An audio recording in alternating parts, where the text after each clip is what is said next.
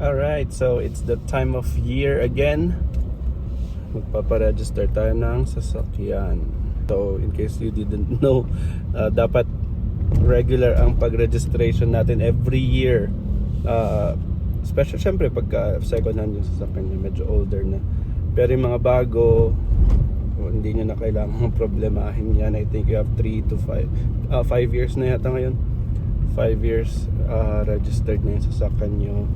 So chill na lang kayo. Pero para sa atin na hindi brand new ang sasakyan, every year I think malaking tipid na i-register natin pag nahuli tayo. I believe that is 10,000 ang penalty ng paso ang registration. Okay, so okay na yun. Medyo hassle, pero ganun talaga. Yan, ano yung una natin gagawin if you are going to register your car? Siyempre una, pupunta tayo dun sa emission testing. Dun sa pinupuntahan kong emission testing, may nag-i-issue na rin ng insurance dun, so sinasabay ko na. That is good actually, tipid sa biyahe. So dun na yon. Tapos after ng emission testing, what we will do is pupunta tayo dun sa LTO, parang i-check nila yung sasakyan. Yan, nakalimutan ko na yung tawag dun. Basta yun, i-check nila yung car mo kung roadworthy ba siya, kung baka may mga pundidong ilaw, mga ganyan. So after that, you go to the LTO office. Yan, kuha ka ng number mo, ibigay mo yung papel mo, tapos basically hintayin mo lang yung pangalan mong matawag, tapos you pay the fees, and then after that you're good to go.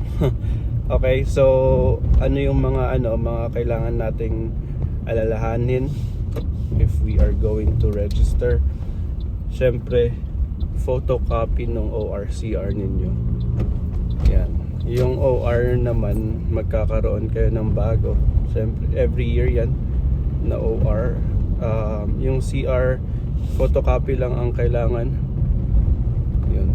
Make sure na nakatago, naka-safe yung original na CR ninyo, na certificate of registration.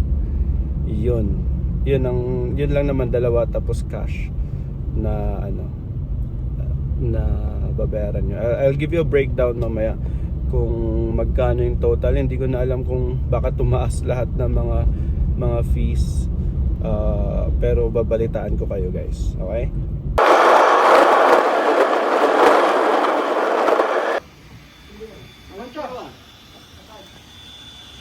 Kung pwede kayo kabra, saka yung jack, tapos kayo biglan.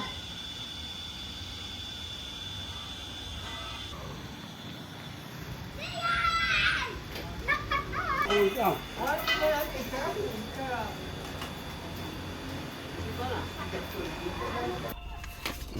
so okay na tayo. Ayan. Time to get our insurance. Diyan lang sa baba. So basically, yung fare natin, 990 plus. Alright, so I got my validation. LTO validation, tapos insurance, that's 1,060. So 550 para sa emission, 70 pesos dito sa validation, tapos 990 yung standard, yung required na insurance, hindi comprehensive insurance. Okay, so next we are going to yung i-check na motor vehicle something, I forgot, basta ganun. if alam nyo, pa-comment nga dito ano na pala yun. Basta yun yung i-check yung yung sasakyan and see if it's roadworthy. So let's go up.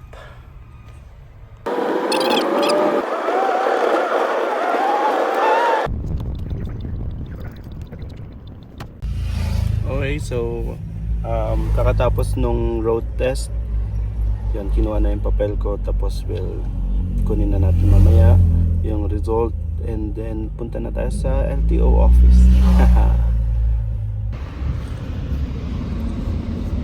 So nakuha na natin yung inspection, yung result. We are going down to LTO. Take note dun sa inspection, wait about mga 20 minutes yung buong process. May memo nilabas para alam mo yun, ma-check talaga, hindi para hindi daw basta-basta na lang. So yun, 20 minutes siya per vehicle, so medyo pila. Okay, nakatulog nga ako kanina habang nag-aantay Anyway, okay naman na, meron naman na. So let's go down to LTO. Yun pala, wala kang babayaran dyan sa inspection. I believe makakasama na siya dun sa fee na babayaran mo sa LTO. Alright.